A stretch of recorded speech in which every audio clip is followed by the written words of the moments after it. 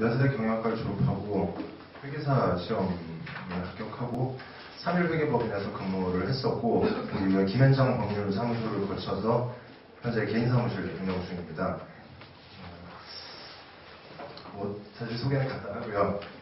오늘 과정은 숫자로 보는 회사 재무 이해인데 사실 숫자가 끼면은 예전 학교 다닐 때부터 겪으셨겠지만 재밌다고 느끼는 분들이 그렇게 많이 없습니다. 그리고 또 저 같은 경우 어떤 강의나 교재를 만들 때 사실 PT 자료에 글을 많이 안 쓰는데 이게 숫자가 끼고 또 재무제표 각 항목별로 설명 자료를 만들다 보니까 다소 좀 내용이 많아졌습니다. 그래서 그런 부분은 좀 감안을 부탁드리고요. 오늘 과정은 재무제표 분석을 중심으로 일단 전체적인 회사 재무 상황하고 산업평균 내지는 비교 대상 기업 간의 비교 이런 걸 통해서 현재 우리 회사 또는 목표가 되는 분석 대상이 되는 회사에 대한 경영 상태, 상황을 분석하고 또 앞으로 미래 경영을 예측하는 그런 기법 중에서 가장 기초적인 숫자로 표현되는 재무제표를 분석하는 그런 내용에 대해서 말씀드리도록 하겠습니다.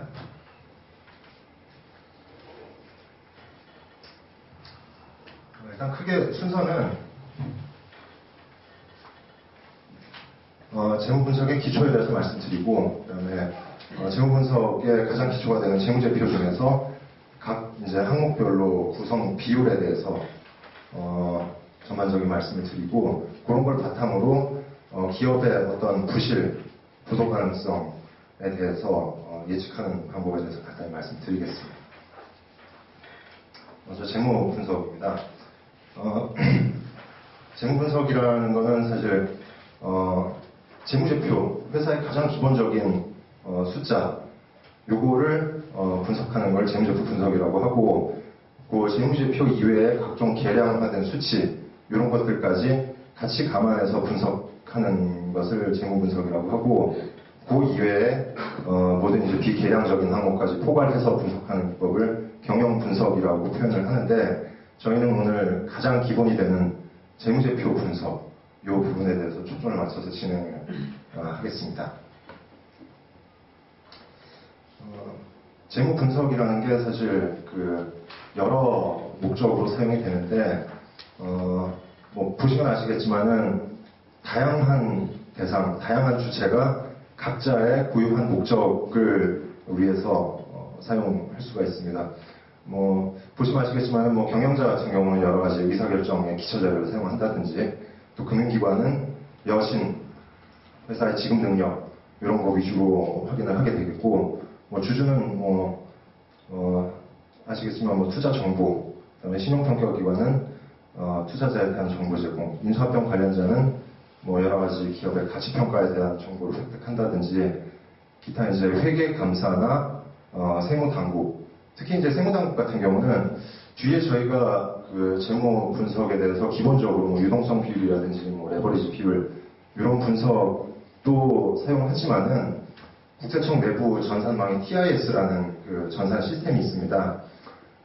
거기 보면은 요거하고는 약간 다른 또 고유적인 기법을 사용합니다. 예를 들어서 인건비 대비 복리후생비 비율이라든지 매출액 대비 적대비 비율 그리고 업종별 또 개인 사업자 같은 경우는 현금 매출 비율이라든지 이런 걸 따지면서 특이한 항목이 나오면은 지방국세청의 신고 관리과 신고 분석과에서 분석을 하고 세무조사를 실시한다든지 그래서 담세 능력 또 기업의 수익성 이런 과세 목적으로 사용을 합니다.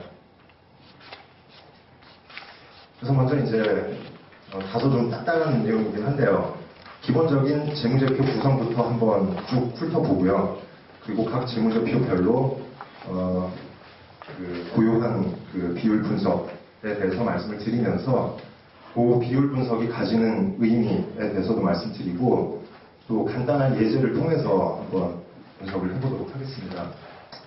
뭐 격리라든지 아니면은 또뭐 경영학 관련해서 이런 자료를 많이 보신 분들은 다소 좀 기초적이게 지루할 수는 있는데 어쨌든 뭐 리마인드 한다고 생각을 하시고요.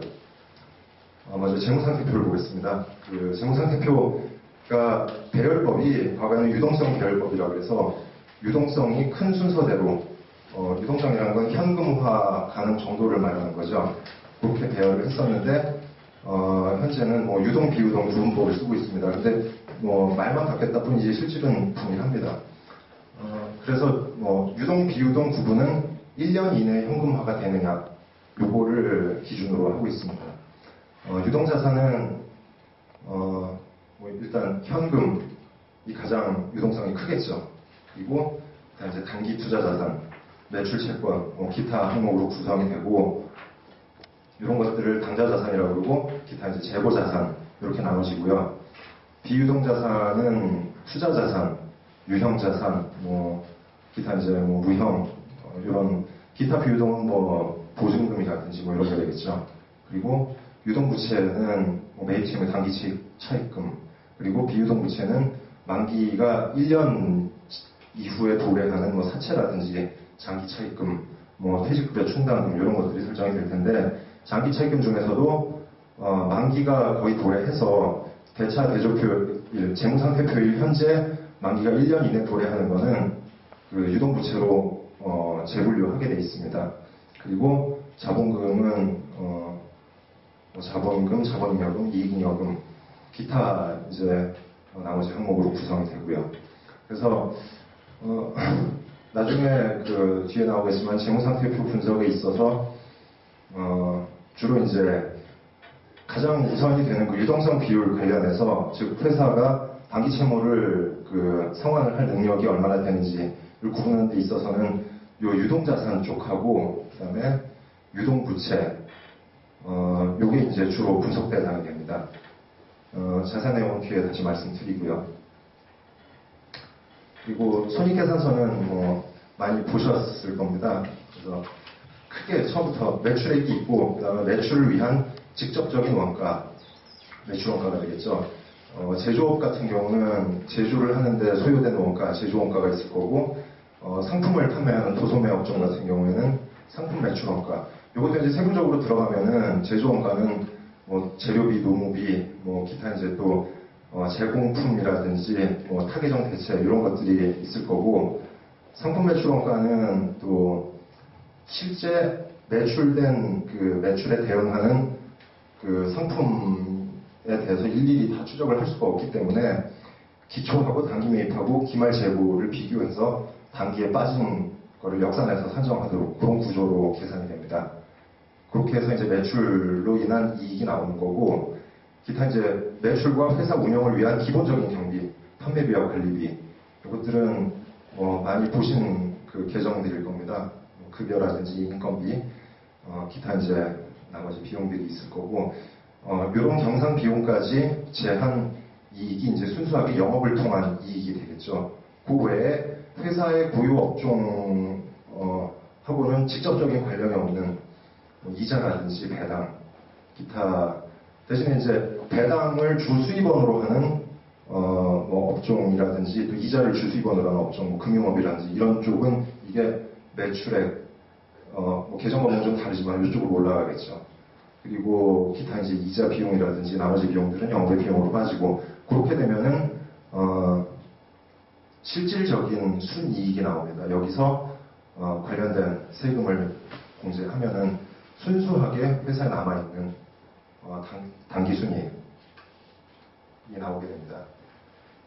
그리고 이제 요 단기 순이익이 결국은 아까 보신 재무상태표 요 자본 쪽의 이익잉여금 여기로 구성이 되게 되는데 그 이익잉여금을 산정하는 데 있어서 이익이 나면 무조건 이익잉여금으로 누적되는 게 아니고 물론 누적은 됩니다만은 요거를 배당을 통해서 처분을 할 수도 있고 또 기타 여러 가지 요인에 의해서 이익잉여금이 변동될 수 있습니다. 그래서 그거를 이익잉여금 처분 계산서를 통해서 확인을 할 수가 있는데 일단 처분 전 이익잉여금이라는 거는 단기에 발생한 단기 순이익하고 전기에서 넘어온 이익잉여금 요거를 합친 게 기초적인 처분하기 전에 이익잉여금이 되겠고, 기타 이제 여러 가지 또 변동사항들을 반영하면은 이제 실제 이제 처분 가능한 이익잉여금이 나오고, 여기서 단기 중에 배당을 한다 하면은 배당금으로 이렇게 처분을 하고, 그리고 선법상 현금 배당을 하게 되면은 배당금의 10%는 일단 이익준비금으로 적립을 하게 돼 있습니다. 언제까지냐면은 이익준비금이 회사 자본금의 50%에 달할 때까지, 50%에 달하고 나면은 그 이후에는 회사 선택입니다. 그럼 이익준비금은 적립만 해놓고 사용을 할 수 없느냐? 요거는 회사의 어떤 결손보전이라든지 자본장입으로 사용할 수가 있습니다. 용도가 좀 한정이 되어 있습니다. 기타 이제 항목들을 가감하면은 이제 단기에 발생한 이익하고 장기부터 누적되어 온 것, 그리고 그것들을 외부로 유출시킨 것, 다른 항목으로 재구분한 것, 요것들을 제외하면은 순수하게 다음 기로 2월대 이익잉여금이 산정이 됩니다. 그리고 순수하게 차기로 이익잉여금이 이렇게 산정이 되는데, 요게 재무상태표에 이익잉여금으로 들어가는 게 아니고, 요거는 처분 전 이익잉여금이 들어가게 되어 있습니다. 그래서 나중에 보시면은 아시겠지만은 그러한 차이점이 있고요. 그리고 마지막으로 이제 현금분표입니다.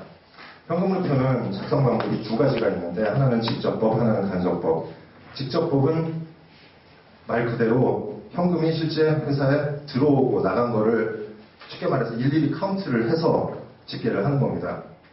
그래서 매출로 인해서 회사에 현금이 순수하게 들어온 것, 매입으로 나간 것, 기타, 그리고 현금분표는 세 가지로 구분이 되는데, 영업활동, 투자활동, 재무활동, 이렇게 세 가지로 구분을 하게 되어 있습니다. 그래서 영업활동은 말 그대로 매출과 매입 등을 통한 회사의 영업을 통한 현금의 흐름이 되겠고, 투자활동은 어떤 투자 자산을 취득하거나 처분하는 것, 기타 물론 건물, 기계 이런 것들이 회사의 영업을 위한 거긴 하지만은, 영업은 주로 이제 매출, 매입, 영업 활동과 직접 관련된 것들이고, 그것들을 위한 부수적인 장비들, 유형의 장비들은 투자 활동으로 분류를 하게 되어 있습니다. 그리고 또 부호를 보시면은 매출은 플러스, 매입은 마이너스, 그리고 투자로 인해서 투자 자산을 매각을 했으니까 플러스, 건물을 취득했으니까 이런 자산은 증가했겠지만은 현금은 그만큼 나간 게 되겠죠. 그리고 이제 재무활동이라는 거는 회사의 어떤 차입금이나 자본금 조달 이런 쪽이고, 반대로 또 차입금을 상환하거나 배당금을 지급하는 거는 재무활동으로 인한 현금 유치되기 되겠죠. 그래서 이 세 가지 활동을 총 계를 냈더니 현금이 기초보다 요만큼이 증가를 했더라. 그리고 기초에 현금이 요만큼 있었으면은 증가분을 합치면 기말 현금이 나오겠죠. 요게 직접법을 통한 현금분표 양식이 되겠고요. 간접법은 일일이 다 카운팅을 하는 게 아니라 간접적으로 회사의 당기순이익부터 출발을 합니다. 당기순이익은 아까 손익계산서에서 보셨듯이 매출, 매입, 통관비, 다 이제 영업의 손익을 다 제한 순수한 손익을 얘기를 하는데, 거기에는 감가상각비라든지 이런 그 현금을 수반하지 않는 손익이 포함이 되어 있습니다. 그래서 그런 것들을 다시 공제를 해야 되겠죠. 그래서 현금을 수반하지 않는 그런 수익과 비용을 제외하고, 기타 이제 자산부채 변동 부분을 반영해서 나머지는 거의 동일하고요. 직접법과. 근데 이게 상식적으로 생각하면은 당기순이익 쪽에서 현금 유출이 없는 비용 수익을 빼기만 하면은 순수하게 이제 현금 흐름이 나올 것 같은데, 요 3번 부분이 왜 들어가냐면은 요거는 좀 기술적인 기법인데, 요 현금 유출입이 없는 비용 수익, 예를 들어서 어떤 그 처분 손익 그런 게 있다면은, 처분 손익은 그 실제 현금을 받은 부분하고, 처분 손익이라는 건 매각가액에서 취득가액을 뺀 순수한 그 일종의 마진 부분만을 얘기를